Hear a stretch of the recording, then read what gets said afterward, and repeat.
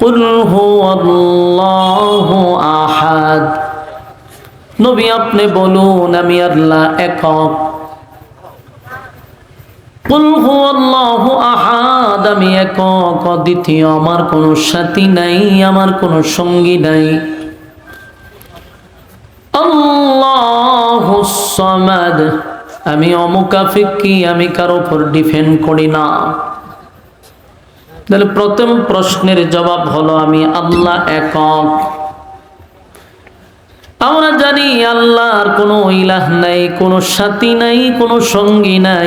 লা ইলাহা ইল্লাল্লাহ, লা ইলাহা ইল্লাল্লাহ। আল্লাহ ছাড়া কোনো মাবুদ নাই, কোনো ইলাহ নাই।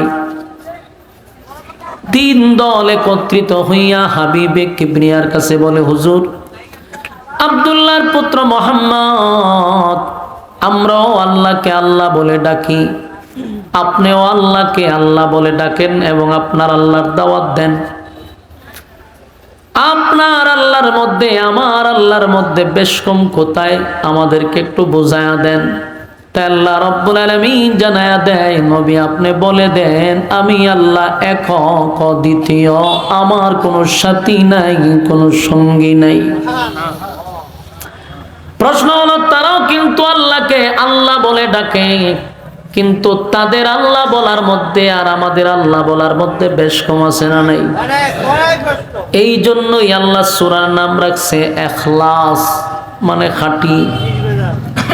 তাদের আল্লাহ বলার মধ্যে বেজাল আছে, কিন্তু মুমিনের আল্লাহ বলার মধ্যে বেজাল নাই। আমাদের আল্লাহ বলাটা হলো খাঁটি, তাদের আল্লাহ বলার মধ্যে বেজাল। তারা আল্লাহকে আল্লাহ বলে ডাকে, কথা সত্য, কিন্তু আল্লাহ একজন এটা তারা বিশ্বাস করে না। তাদের ধারণা হলো আল্লাহ আছে একজন, ওনার সাথী সঙ্গীও আছে বহুজন। এই হলো তাদের মধ্যে আর আমাদের মধ্যে বেশ কম। তারা এক আল্লাহকে উপরে যে আছে একজন, উপর আল্লাহ একজন আছে, কিন্তু একজনে বিশ্বাসী নয়। উপরে একজন আর নিচে আরো ওনার সাথী সঙ্গী আছে। মূর্তি পূজারীরা তারা বহুবাদী, তারা এক খোদায় বিশ্বাসী নয়, বহু খোদায় বিশ্বাসী। এই জন্য দেখবেন এদের সর্বনিম্ন খোদা হলো 360 জন। এরা এরপরে উপরে একজন আছে, বাকি 360 জন নিজের হাতে বানায়, নিজের হাতে পিছন দিয়া লাডি ঢোকায়, সবগুলারে তারা নিজের হাতে বানাইয়া দাঁড় করায় রাখে। কিন্তু তারা নিজেরাই বাগ বাগ করে, কাউরে বানায় লক্ষ্মী মা, তার মানে লক্ষ্মী আনে ওই মা, এটা হলো তাদের ধারণা। কালী মা, সরস্বতী মা, আরো বহু মা আছে তাদের। এদের উদ্দেশ্য হলো এক একজন এক একটা দায়িত্বে আছে। এই জন্য তারা উপরে আল্লাহ একজন আছে এটাও বিশ্বাস করে, কিন্তু আল্লাহর সাথী সঙ্গী আছে এটাও বিশ্বাস করে। তাই তাদের আল্লাহ বলা মুমিনের আল্লাহ বলার মধ্যে বেশ কম আছে। এই জন্য আমাদের আল্লাহ বলাটা হলো খাঁটি, বেজাল মুক্ত। 2 নম্বর প্রশ্ন হলো, আপনার আল্লাহ করে কি? আপনার আল্লাহর কাজ কি? আল্লাহ বলেন আল্লাহুস সামাদ, আমি অমুকাফিকি, আমি কারো উপর নির্ভর করি না। কুল কায়নাত, কুল মাখলুকাত সব আমার মুকাফিকি, আমার উপরে ডিপেন্ড করে। 3 নম্বর প্রশ্ন হলো, আপনার আল্লাহ ছেলে মেয়ে আসেনি, বিয়া শাদী করছেনি? নাউজুবিল্লাহ। কারণ খ্রিস্টানরা তৃতীয়বাদী, তারা 3 খোদায় বিশ্বাস করে, তারা আল্লাহকে আল্লাহ বলে, মরিয়ম আলাইহিস সালামকে আল্লাহর বউ মনে করে, ঈসা পয়গম্বরকে আল্লাহর ছেলে মনে করে, 3 জনের খোদা মানে। এজন্য তারা তৃতীয়বাদী। তারা বলে আপনার আল্লাহ কি বিয়া শাদী করছে, ছেলে মেয়ে আছে? আল্লাহ তাদের জবাব দিয়া দিছে, লাম ইয়ালিদ ওয়া লাম ইউলাদ, আমি আল্লাহ কারো কাছ থেকে জন্ম নেই নাই, আমি আল্লাহ কাউকে জন্ম দেই নাই। বলুন আল্লাহ কারো কাছ থেকে জন্ম নিছে? আল্লাহ কাউরে জন্ম দিছে? না মালিক কাউকে জন্ম দেয় নাই, কাউর কাছ থেকে জন্ম নেয় নাই। তাদের প্রশ্নের জবাব আল্লাহ দিয়া দিল, লাম ইয়ালিদ ওয়া লাম ইউলাদ, আমি কারো কাছ থেকে জন্ম নেই নাই গো, আমি কাউকে জন্ম দেই নাই। এরপরে তাদের প্রশ্ন হলো, আপনার আল্লাহর ক্ষমতা কি পরিমাণ? আমাদের সঙ্গে লাগলে আপনার আল্লাহ পারবনি। আল্লাহর ক্ষমতা জানতে চায় রে। এই ক্ষমতা জানতে চাইছিল নমরুদেও। নমরুদ ইব্রাহিম খলিলুল্লাহরে বলছিল, তোমার আল্লাহ আমার সঙ্গে লাগলে পারবনি। নাউজুবিল্লাহ। আল্লাহ কয়, আমি নমরুদে মারতে গেলে, নমরুদের বাহিনীর সঙ্গে যুদ্ধ করতে গেলে আমার কামান বিমানের দরকার নাই। আমি আল্লাহ ছোট্ট একটা পানি মশারে পাঠায়া দিছি সাইজ করবার লাগে। নমরুদ 50 কিলোমিটার এরিয়া নিয়ে বাহিনী নিয়ে দাঁড়ায় ছিল, আল্লাহর সঙ্গে যুদ্ধ করবে। লোহার পোশাক পরিধান করে অস্ত্র নিয়ে দাঁড়ায় ছিল, আল্লাহর সঙ্গে যুদ্ধ করবে। আল্লাহ বলেন 50 কিলোমিটার এরিয়ার ভিতরে কত লক্ষ লক্ষ বাহিনী নিয়ে দাঁড়ায় ছিল। আল্লাহ হয়, লক্ষ বাহিনী মারার জন্য আমি আল্লাহর কামান বিমানের দরকার নাই, বড় প্রাণী পাঠানোর প্রয়োজন নাই। আল্লাহ বলেন, আমি ছোট্ট একটা মশারে পাঠাইছি, কয়েক মিনিটের ভিতরে কয়েক লক্ষ বাহিনীকে মাটির সঙ্গে মিশায়া দিস। তো এই প্রশ্ন কিন্তু হযরত ইব্রাহিম খলিলুল্লাহকে নমরুদ করছিল, আল্লাহ কি দিয়া সাইজ করছে? কই বইছে ওয়াজ করতেন, গুরুস্থানে বয়সে আমারে। হ্যাঁ, আমার কথা বুঝুন না আপনারা, কিতা বুঝতেছ? আমনে বুঝলি তো না, চাচা তো সামনে আছে, সব কাউন্টারতে একলই দিতেছে। আপনারা দি পরিস্থিতি জানাজার লাগে হার রয়েছে, কারণে আমি জানাজা ভরাই দিব যাবে সময় বই মুর্দা হিসাবে বইয়ে তখন। আর আমি জীবিত, আপনারা জানাজা করবো আমি সব মুর্দার মতো বইছে। আপনারা তো বুঝেন, হ্যাঁ হু কইলে তো আমি বুঝি যে না কথা রিসিভ হইতেছে। একবার নীরব থাকলে তো আমি চিন্তা করে যাই আমার কথা বুঝতেছি না। একটু মনোযোগ দেন, সময় কম, দিলের কান লাগায় শুনে। নমরুদ আল্লাহ সাইজ করছে নি, কেন সাইজ করছে? বেটাগিরি দেখাইছে। আল্লাহর শক্তি নিয়ে টানাটানি করে আল্লাহ সাইজ করতে কি বাহিনী লাগছে? মশা, মশা দিয়া সাইজ করছে। টিকে কি প্রশ্ন আল্লাহর হাবিবের কাছে এসে 3 দলের মধ্যে ইহুদিরা বলে, আপনার আল্লাহর শক্তি কি পরিমাণ লাগলে পারবো না। আল্লাহ এটার জবাব দেয়, ওয়ালাম ইয়াকুল লাহু কুফুয়ান আহাদ। আল্লাহ রাব্বুল আলামিন বলেন, পয়গম্বর তারা প্রশ্ন করে গো, আমি আল্লাহর শক্তি কি পরিমাণ, আমি আল্লাহর শক্তি কি পরিমাণ জানতে চায়। আল্লাহ বলেন, ওয়ালাম ইয়াকুল লাহু কুফুয়ান আহাদ, আমার সমকক্ষ, আমার সমতুল্য কেউ নাই। একে একে তাদের প্রশ্নের জবাবগুলো সূরা ইখলাসের ভিতরে দিয়া দিছে। এই সূরাটা হলো শানে ইলাহি, আল্লাহর শান, মান, মর্যাদা, ডিটেলস আল্লাহ এই সূরার ভিতরে ঢুকায়া দিছে। যদিও সূরাটা ছোট, কিন্তু সূরার ফজিলত ব্যাপক।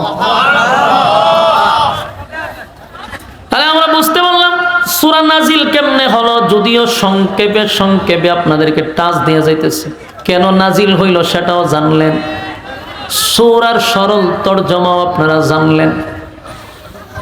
এখন আসুন এই সূরার ফজিলত জানার দরকার আছে না নাই? যদিও সূরা ছোট্ট, কিন্তু সূরার ফজিলত ব্যাপক। 1 নাম্বার হলো আল্লাহর পুরা ডিটেলস এই সূরার ভিতরে দিয়া দিছে। একমাত্র সূরার ভিতরে মালিকের শান আর মান নিয়ে আলোচনা। মুমিন তার মালিককে বিশ্বাস করে একজনে, আল্লাহ ছাড়া কোনো মাবুদ নাই, কোনো ইলাহ নাই, এটা মুমিনের বিশ্বাস। এই জন্য সূরার নাম হইল খাঁটি, আমাদের বিশ্বাসটা হইল খাঁটি। তাদের চিন্তা হল, আল্লাহ যদি কুল কায়নাত একজনের দ্বারাই পরিচালনা হয়, তাহলে আল্লাহর কি ঘুমের দরকার নাই? বেঈমানদের ধারণা হলো বিশাল আসমান জমিন যিনি চালায় তার তো বিশ্রামের দরকার, প্রচুর ক্লান্ত। এজন্য আল্লাহ এটাও জবাব দিছে, লা তাখুযুহু সিনাতুন ওয়ালা নাওম। আল্লাহ বলেন আমার ঘুমও নাই, আমার তন্দ্রাও নাই, আমি ঘুমাই না, আমার ঘুমও নাই, তন্দ্রাও নাই। সুবহানাল্লাহ। বলুন আল্লাহ কি ঘুমায়? ঘুমাইলে আসমান থাকবো, জমিন থাকবো। মুসা আলাইহিস সালাতু ওয়াস সালাম ছিল একজন জলিলুল কদর পয়গম্বর, কালিমুল্লাহ, মানে আল্লাহর সঙ্গে উনি কথা বলতো, সম্পর্ক ভালো। মুসা আলাইহিস সালাতু ওয়াস সালাম একদিন ঘুমাইয়া মনে মনে মনে মনে কল্পনায় কল্পনায় মুসা নবীও ভাবতে ছিল ওই আসমান জমিন সূর্য চন্দ্র গ্রহ নক্ষত্র পাহাড় পর্বত সাগর নদী নালা খাল বিল কীট পতঙ্গ যা দেখি না সব তো আমার মালিকের মাধ্যমে পরিচালনা হয় রে। আমার মালিক কি একটু ক্লান্ত হয় না? আমার মালিকের কি ঘুমে ধরে না? বলো এটা মুমিন, ভালো করে শুনেন, এটা কিন্তু মুসা নবী মুখ দিয়া বলে নাই, এটা মনে মনে ভাবতে ছিল। আসমানের দিকে তাকাইয়া মুসা নবী মনে মনে মনে মনে মনে মনে কল্পনা এটা ভাবতে ছিল। হঠাৎ করে তাকায়া দেখে জিবরাইল আলাইহিস সালাতু ওয়াস সালাম মুসা নবীর সামনে দাঁড়ায় আছে। জিবরাইল আলাইহিস সালাতু ওয়াস সালাম বলে, এ মুসা পয়গম্বর, ঘুমাইয়া কল্পনায় কি ভাবতেছেন? আল্লাহর ঘুম আসেনি, তন্দ্রা আসেনি। সুবহানাল্লাহ। মুসা নবী লাফ মেরা দাঁড়ায় গেছে, দাঁড়ায় কয় এই কথা তো আমার মনে মনে ছিল, আমি মুখ দিয়েও প্রকাশ করি নাই, তুমি জানলা কেমনে? জিবরাইল কয় আমারে আমার মালিকে জানায়া দিছে, তাই তোমার কাছে আমারে পাঠাইছে। মুসা নবী কয় জিবরাইল রে, আমি যে মনে মনে মনে মনে কল্পনায় ভাবলাম আমার মালিক কি আমার জন্য কোনো শাস্তি রাখছে? জিবরাইল বলেন শাস্তি অবশ্যই আপনাকে দেওয়া হবে, মনে মনে ভাবছেন তাই মনে মনে আপনারে উত্তর দেওয়া হবে। মনে মনে ভাবছেন, মনে মনে উত্তরটা দেওয়া হবে। আল্লাহ আপনাকে বলছে দুই হাতে দুইটা গ্লাস লইয়া, আপনি পানি ভর্তি গ্লাস লইয়া দাঁড়ায়া থাকতে। ওই হাতের তালুতে ওই যেরকম গ্লাস এটা ভর্তি না, এরকম যে পানি আছে, এইভাবে দুই হাতের তালুতে দুই গ্লাস লেখা থাকবেন। আচ্ছা এখন আমি যদি লরি পানি ভরবো নি, পানি ভরবো গ্লাসও ভরবো, রিক্স আছে, তাহলে এই পানি থাকতে গেলে আমার কি করতে হবে? লরণ যাইতো না, হাঁটা যাইতো না, এক জায়গাতেই বাবু লেখা থাকতে হবে। আল্লাহ রাব্বুল আলামিন জিবরাইলের মাধ্যমে মুসা নবীর দুই হাতে দুই গ্লাসে পানি ভর্তি দিয়া দাঁড় করায় রাখছে, হারি থাকো। মুসা নবী জিগায় জিবরাইল রে কতক্ষণ দাঁড়ায় থাকবো কইটা জানি না। জিবরাইল আলাইহিস সালাতু ওয়াস সালাম বলেন কতক্ষণ দাঁড়াবেন, কত সময় সেটা তো আল্লাহ আমাকে জানায় নাই, কইছে দাঁড়ায় থাকতে। তবে শর্ত হলো পানি পড়তে পারবে না, গ্লাসও পড়বে না, পানিও পড়বে না, খালি থাকে। মুসা নবীর রাগ আছেন বেশি, মনে মনে কয় মনে মনে পাইব শান্তি পাইলাম না, মনে মনে ভাবছিলাম বুঝি শাস্তি আমার দুই হাতে দুই গ্লাস ধরায় দিয়া গেছে। কতক্ষণ দাঁড়াইব সেটাও বলে নাই রে। ঘন্টার পর ঘন্টা দাঁড়ায় আছে, জিবরাইলও নাই। মুসা নবী বসতেও পারে না, দাঁড়াইতে আছে, লড়তেও পারে না, হাত দুইটাই বলে। ঘন্টার পর ঘন্টা চলে যায়। একটা পর্যায়ে সারাদিন গ্লাস নিয়ে দাঁড়ায় থাকতে থাকতে মুসা নবীর শরীরটা ক্লান্ত হয়ে গেছে। বলুন ক্লান্ত হইলে পড়ে আমাদের কিসে দৌড়ে? ঘুমে দৌড়ে। শরীর যখন মুসা নবীর ক্লান্ত হয়ে গেছে, মুসা নবীরে ঘুমে ধরছে, কিন্তু দাঁড়াইয়া দাঁড়াইয়া তো ঘুমানো যায় না। এখন করা যায় কি, মানে দাঁড়াইয়া ঘুমানো যায় না, কিন্তু ঘুমের ভাবে দৌড়ে। বলুন ডাইরেক্ট ঘুমে ধরে না বাবে ধরে? ঘুমের বাবে ধরে, এটা কয় তন্দ্রা। মুসা আলাইহিস সালাতু ওয়াস সালাম সারা দিনের ক্লান্ত, পানিটা লইয়া দাঁড়ায় আছে, শরীরের মধ্যে ঘুমের বাবে ধরছে। অনেকক্ষণ পর্যন্ত দাঁড়ায় থাকতে থাকতে ঘুমের বাপ ধরছে, এইভাবে ঝাঁকুনি দিছে, সাথে সাথে 2 গ্লাস পড়ে ভেঙে গেছে, পানিও পড়ছে। যেই মাত্র গ্লাস পড়ে গেল, তাকায়া দেখে জিবরাইল মুসা নবীর সামনে দাঁড়ায় আছে। মুসা আলাইহিস সালাতু ওয়াস সালাম বলে, হে মুসা পয়গম্বর বলেন, জিবরাইল তুমি কখন আসলা? বলে গ্লাস কেন ফালাইছেন, পানি কেন পড়লো, গ্লাস কেন ভাঙলো? মুসা নবী কয় ইচ্ছাকৃত ভাঙি নাই, যাই না শুই না ভাঙি নাই, ঘুমের ভাবে ধরছিল আর বলতে পারি নাই। জিবরাইল কয় মুসা শর্ত ছিল তোমার সঙ্গে, গ্লাস পড়তে পারবে না, পানিও পড়বে না, গ্লাসও বাংলা পানিও পড়ল, এমনটা কেন করলাম? মুসা নবীর তো রাগ বেশি, রাগ উঠে গেছে, রাগের ছুটে হয়ে জিবরাইল মেজাজ গরম করিস না, সারাদিন গ্লাস লইয়া দাঁড়াইয়াছিলাম, একবারও আসলি না, গ্লাস ভাঙলো তো তুই সামনে দাঁড়ায় আসছিস, সারাদিন কি করলি? সারাদিন আসার কোনো অনুমতি নাই, গ্লাস ভাঙছেন তাই আপনার সামনে আসলাম, শর্ত ভঙ্গ করছেন। মুসা নবী কয় এখন কি কঠিন মুসিবত?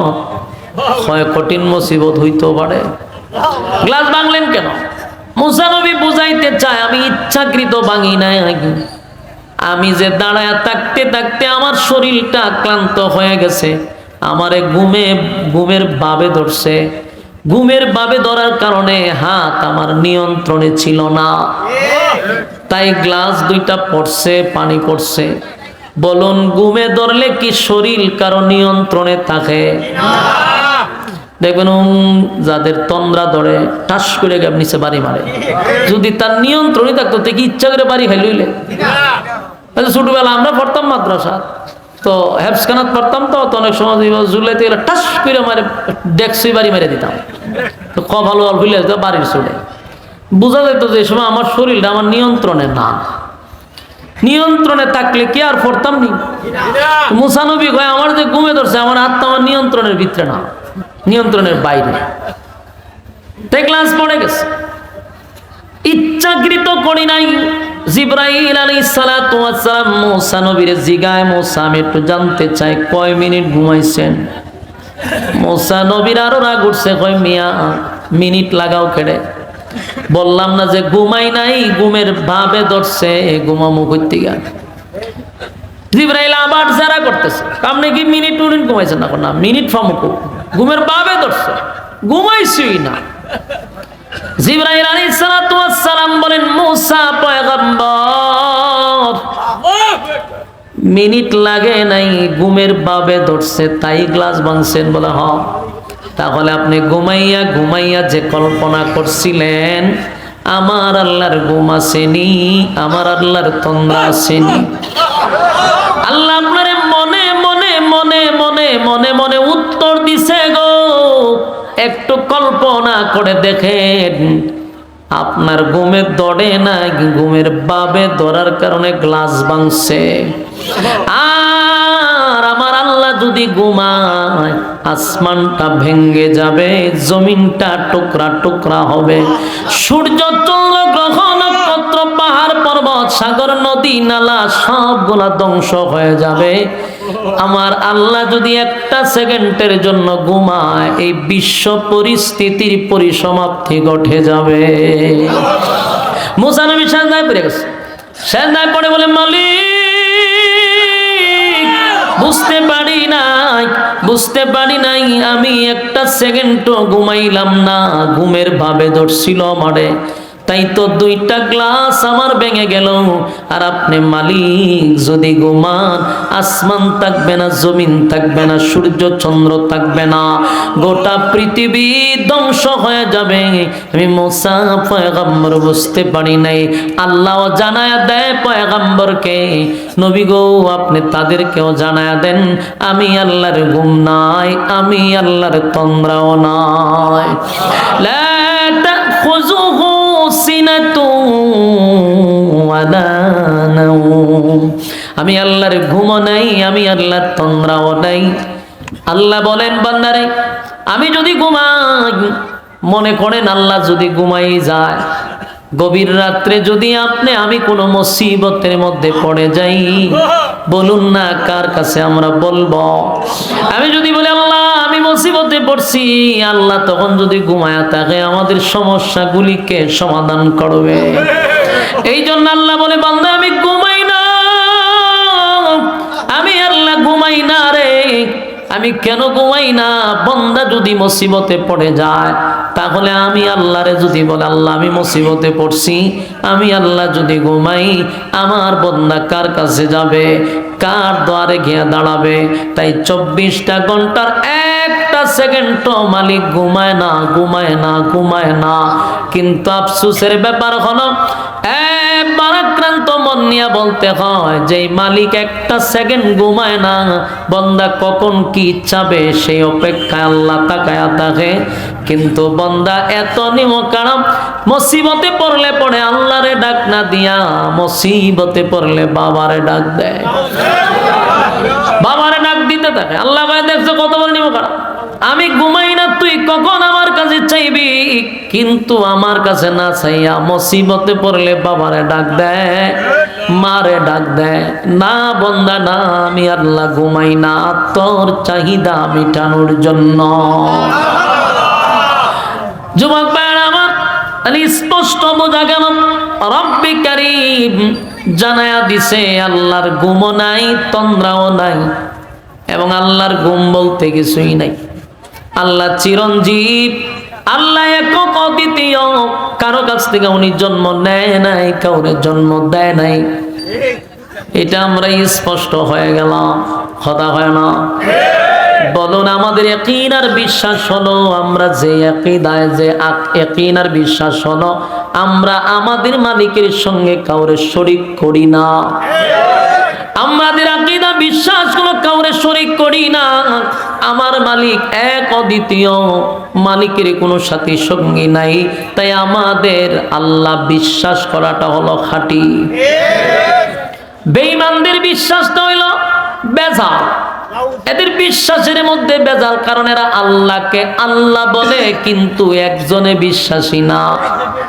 এরা সূর্যরে মনে করে একটা খোদা, চন্দ্ররেও মনে করে খোদা, বড় বট গাছ দেখলেও খোদা, কথা হয় না? এই জন্য এদের খোদা বিশ্বাস করার আমাদের বিশ্বাস করার মধ্যে বেশ কম আছে।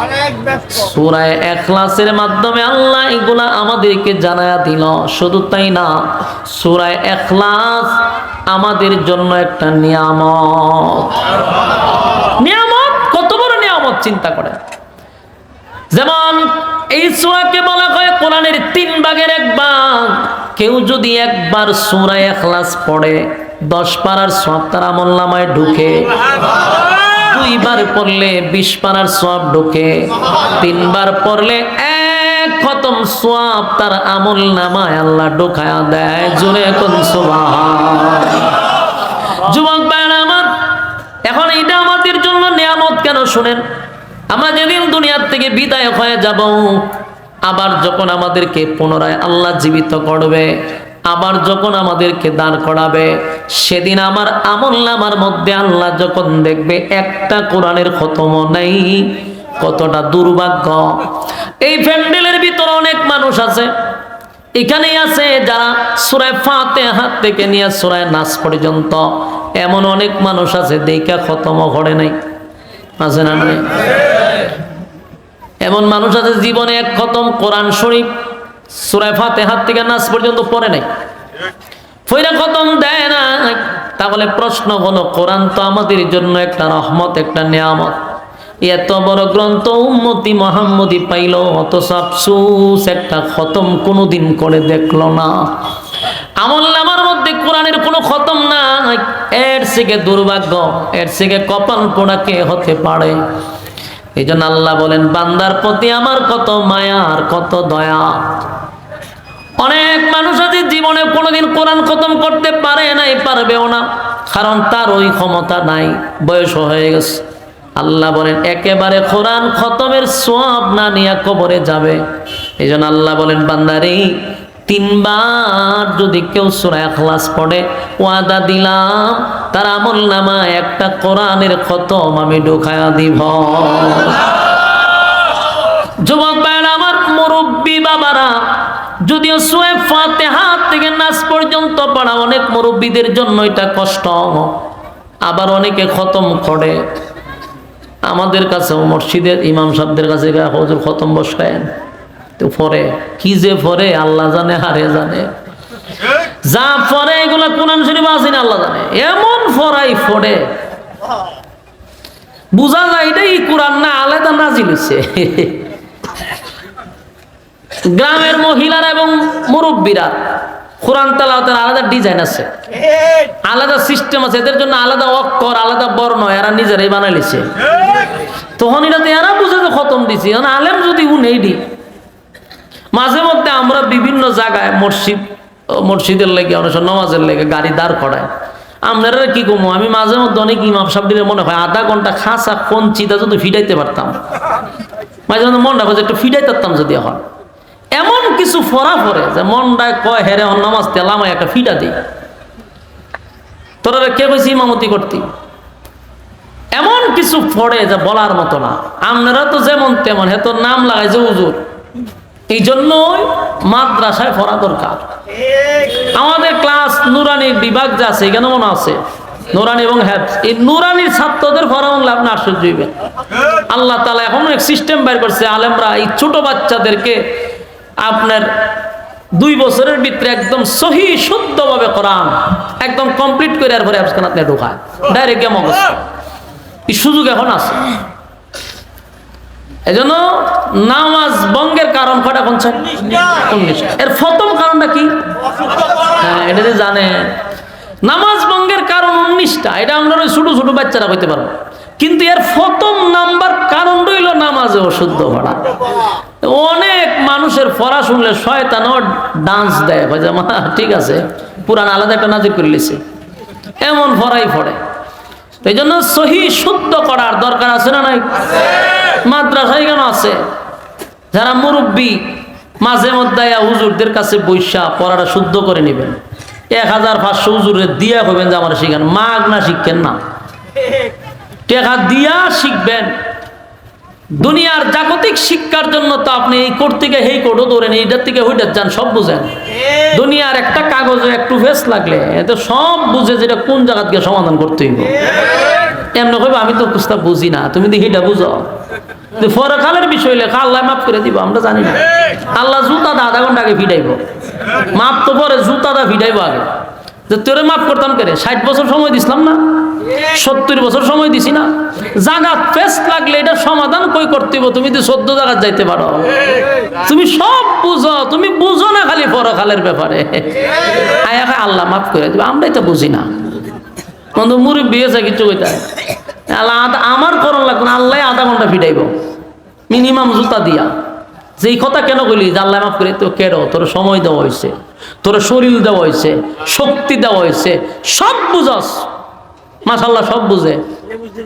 জায়গায় টোরায় দেখেন না কেমনে আপনার জায়গা বাইর করার লাগে তো সব চিনে, কিন্তু সূরা ফাতিহাটা শুদ্ধ করতে পারলো না। যখন ভুল ধরতে যায় আল্লাহ মাফ করে দিব, আমরা বুঝি না, এটা কমন ডায়লগ, আল্লাহ মাফ করে দিব। বাস্তব বুঝি না অবাস্তব? আপনাদের এখানে প্রতিষ্ঠান আছে, এত সুযোগ থাকতে এই কথারে কেন অজুহাত বানান যে আল্লাহ মাফ করে দিব?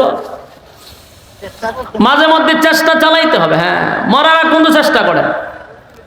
এই হালতে যদি মারা যান, কসম খোদা তালবে ইলমদের সম্মান নিয়ে মরবেন। সুবহানাল্লাহ। ছাত্রদের এই হাফেজদের যে যারা মেহনত করে যেভাবে যদি অবস্থায় মারা যায়, যে সম্মান পাবেন আপনি সেই সম্মান পাবেন। ছাত্র অবস্থায় মারা গেছে, শিখতে হবে। কতক্ষণ ঠিক? তাহলে সূরা ইখলাস যদি কেউ 3 বার পড়ে, আল্লাহ আমাদের জন্য কত মায়া আর কত মহব্বত। হয় 3 বার পড়লে একটা খতমের সওয়াব তোর আমল নামায় আমি আল্লাহ দিয়া দিব। তাহলে 3 বার পড়তে রাজি আছেন? কথা কয় না? কমপক্ষে কয়বার? হাত তুলে তাই একবারে পড়া ঠান্ডা দেবে বলে কমপক্ষে কয়বার? আর যদি আরো পারি 10 বার, আরো পারলে দৈনিক 100 বার। 10 বার পড়লে জান্নাতে বালাখানা বানায়া দিব। 100 বার পড়লে জান্নাত ওয়াজিবের হয়ে যাবে। সুবহান, ওয়াজিবের কাছাকাছি হয়ে যাবে। রাসূল কয় আমি এর সাথে জান্নাতে থাকবো। যদি সূরা ইখলাসের মহব্বত করেন, ভালোবাসেন আর পড়তে থাকেন, হাঁটতে বসতে ঘুমাইতে সব সময় সমভাইলে খালি সূরা ইখলাস পড়বেন। সুবহানাল্লাহ। আমি একটা শেষ কথা বলে শেষ করছি 1 মিনিটে। আল্লাহর পয়গম্বর একবার গেছে যুদ্ধের ময়দানে। রাসূল কোথায় গেছে? যুদ্ধের ময়দানে সরাসরি অংশগ্রহণ করছে। এর মধ্যে জিবরাইলকে হুজুর ঘটনা ঘটছে। কয় কিতা ঘটছে? আপনার একজন সাহাবী মারা গেছে। তখন আমার কি করো? বলে আমরা জানাজা পড়াইবেন। রাসূল কয় আমি কই, সাহাবী কই, দুইজনের মধ্যে 100 কিলোমিটার উপরে দূরত্ব। তা আমি এখন জানাজা পড়াইতে গেলে আমার যাইতে 2 লাখ বাবার 2 দিন। আল্লাহর নবী বলেন আমি কোথায় আর আমার সাহাবী কোথায়, আমি কেমনে তার জানাজাটা পড়াবো? জিবরাইল কয় হুজুর আপনি শুধু প্রস্তুতি নেন, বাকি ব্যবস্থা আল্লাহ করবে। আল্লাহর হাবিব জানাজার জন্য প্রস্তুতি নিল। জিবরাইল আলাইহিস সালাতু ওয়াস সালাম বলেন হুজুর আপনার সাহাবী মুআবিয়া ইবনে মুআবিয়া মারা গেছে, আপনি তার জানাজা পড়াইতে হবে। নবী যুদ্ধের ময়দানে সাহাবীর জানাজা পড়াবে। তাই আল্লাহর নবী জানাজার প্রস্তুতি নিলেন। তাকায়া দেখে মুআবিয়া ইবনে মুআবিয়ার লাশ নবীর সামনে দেখা যায়। এটা ছিল নবীর মুআজিজা। বলেন এটা কি ছিল? এইটার এখন দলিল বানাইছে আমাদের কিছু ভাইয়েরা গায়েবানা জানাজা নিয়া। গায়েবানা জানাজাতে পড়ে এটা হইলো তাদের দলিল। হয় নবী যুদ্ধের মধ্যে থেকে সাহাবীর জানাজা পড়ছে না। আচ্ছা নবীর মুআজিজার সাথে কি আমার তুলনা হইব? এটা ফাইজলামি না। গায়েবানা জানাজা বলতে কিছুই নাই। ও আমরা উলামায়ে কেরাম জিজ্ঞাসা করি, এটা ওই যুদ্ধের ময়দানে জানাজার একটা রেফারেন্স স্বরূপ আনে এই ঘটনাটা কেন্দ্র করে। আল্লাহর হাবিবের ছিল মুআজিজা। নবীজি জানাজার ময়দানে দাঁড়াইছে, যুদ্ধের ময়দানে জানাজার জন্য প্রস্তুতি নিছে। নবী তাকায়া দেখে মুআবিয়া ইবনে মুআবিয়ার লাশ নবীর সামনে দেখা যায়। নবী জানাজা পড়াইতেছিল। জানাজা কমপ্লিট হয়ে যাওয়ার পরে তাকায়া দেখে আকাশটা যেন মেঘাচ্ছন্ন হয়ে গেছে। আল্লাহর নবী আশ্চর্য হয়ে গেল। এ জিবরাইল, জানাজার আগেও দেখলাম প্রচন্ড রৌদ্র, এই রৌদ্রের মধ্যে হঠাৎ করে আকাশটা কেন মেঘাচ্ছন্ন হয়ে গেল? জিবরাইল কয় নবী গো আকাশ মেঘাচ্ছন্ন হয় না কি, আপনার মুআবিয়া ইবনে মুআবিয়ার জানাজায় এই পরিমাণ ফেরেশতা আসছে, ফেরেশতাদের কারণে সূর্যের আলো দেখা যায় না। আল্লাহর নবী বলেন আমার মুআবিয়া ইবনে মুআবিয়ার জানাজায় এত ফেরেশতা, কি এমন আমল ছিল রে আমার মুআবিয়া ইবনে মুআবিয়া, কি এমন আমল করলো? আসমানের ফেরেশতা সবাই এসে বলছে জানাজায়। নবী যুদ্ধ শেষ করে মুআবিয়ার বাড়িতে প্রথম গেলেন, গিয়া মুআবিয়ার আত্মীয় স্বজন সবাই জিজ্ঞাসা করলো আমার মুআবিয়া কি এমন আমল করতো রে, আমি জানতে চাই। তারা বলল হুজুর সচরাচর আমরা যে আমল করি সেটাই করত, এর অতিরিক্ত দেখতাম উঠতে বসতে ঘুমাইতে হাঁটতে চলতে যখনই সুযোগ পাইতো তখনই গুনগুনাইয়া সূরা ইখলাস তেলাওয়াত করত। সূরা ইখলাসের তেলাওয়াতের কারণে মুআবিয়া ইবনে মুআবিয়ার জানাজা এত ফেরেশতা আল্লাহ রাব্বুল আলামিন সূরা ইখলাসের খাতিরে তার সম্মান আর মর্যাদা বাড়ায়া দিছে। এখনো সেই আল্লাহ আছে না নাই? সেই সূরা আছে না নাই? আমি আপনি যদি প্রতিদিন পড়তেই থাকি, মনে করেন যদি নাও পড়েন 3 বার যদি পড়েন, একটা খতম যদি হয় 365 দিনে 365টা খতম। মরার আগ পর্যন্ত কত খতমের মালিক হবেন। কিয়ামতের ময়দানে দ্বিতীয়বার যখন আল্লাহ ওঠাবে, আমল নামায় তাকায়া দেখা যাবে শুধু কোরআনের খতম আর খতম। জোরে কোন সুবহানাল্লাহ। রাজি আছি তো ইনশাআল্লাহ? আল্লাহ সবাইকে বলনেওয়ালা শুনলেওয়ালা উভয়কে সহি সহি আমল করার তৌফিক দান করুন। সকলে বলে আমিন। সম্মানিত সুধী, আপনাদের এখানে বসতে আসতে আমার দেরি হয়েছে। মূল কথা হইল আজকে হইল জুমার দিন। আমি তো একটা জুম্মা পড়ানি লাগে, তাও হবিগঞ্জ আমার মাদ্রাসার জুম্মা পড়াই। জুম্মা পড়াইয়া মাগরিব বাদে উনি রাখছে এটাও আমি জানি না যে মাগরিব বাদে রাখছে, যে কারণ তো হয় না মাগরিব বাদে। কোথায় হবিগঞ্জ আর কোথায় কেন? এরপর হইল উন্নয়নের দেশ, এটা কি সাধারণ দেশ? এটা নাম হলো বাংলাদেশ। যেখানটা যায় চতুর্দিকটা খালি উন্নয়ন। এই উন্নয়ন ঠেলায় আইতে আইতে জাগাত 15 মিনিট, কোনো জায়গাত আধা ঘন্টা, কোনো জায়গাত এক ঘন্টা খালি তখন লাগে। যদি জিগাইবে গাড়ি জানা গেলে সামনে উন্নয়ন। এই উন্নয়নের দেশে আসতে গেলে আপনি একুরেট টাইমে আসা সম্ভব না। এরপরও আল্লাহ হাজির নাজির। ওই যে জুম্মা পরের ওয়ান ইসলামে এক গ্লাস পানি একটা চা পর্যন্ত রাস্তা দাঁড়ানো এই সুযোগ না হলে নমাজটা বাদে এই ফাম্প দাঁড়াইছি, নামাজ ফিরে আবার এক গ্লাস পানিও খাইছি না এই মাহফিল দরবার লাগে। এরপরে যাই কাটছি। এখন যিনি আমার আগে ওয়াজ করছে উনি সাধারণ কোনো ব্যক্তি না, আমি তো চিনছি। উনার আমার যে উস্তাদ আশরাফুল আলম উবাইদি শাহ, ওই নানপুর মাদ্রাসার 1 নাম্বার ক্লাসের ছাত্র ছিল। কথা বুঝতেছে তো? হুজুররে আমি চিনতে পারছি। উনি যে ওয়াজ করে গেছে এরপরে তো আমরা আর ওয়াজ করানো লাগে না। বুজুর্গ মানুষ, আপনারা কপাল বালা, এদের সহবতের দ্বারা অনেক উপকারে আসবে। চেহারার দিকে তাকাইলেও সগীরা গুনাহ মাফ হয়। আল্লাহ তাআলা এই মাদ্রাসার খাতিরে এখানে বড় বড় বুজুর্গরা আসছে, এটা আপনাদের জন্য এক নিয়ামত। এরপর আপনারা মৌমাছির মতো বসে রয়েছেন। আশা করি আল্লাহ রাব্বুল আলামিন এই কথাগুলির উপরে বলনেওয়ালা এবং শুননেওয়ালা উভয়কে যেন সহি বা আমল করার তৌফিক দান করে। এবং আপনারা কিন্তু ওয়াদা করছেন, যাওয়া যাবি নাই। আমার পরেও ধারাবাহিক আলোচনা এখানে অনেকটা করবে, আপনারা কেউ লড়বেন না। আখিরি মোনাজাত দিয়ে তারপরে যাবেন ইনশাআল্লাহ। সবাইকে বুঝার আমল করে তৌফিক দান। আমিন। আসসালামু আলাইকুম ওয়া রাহমাতুল্লাহ।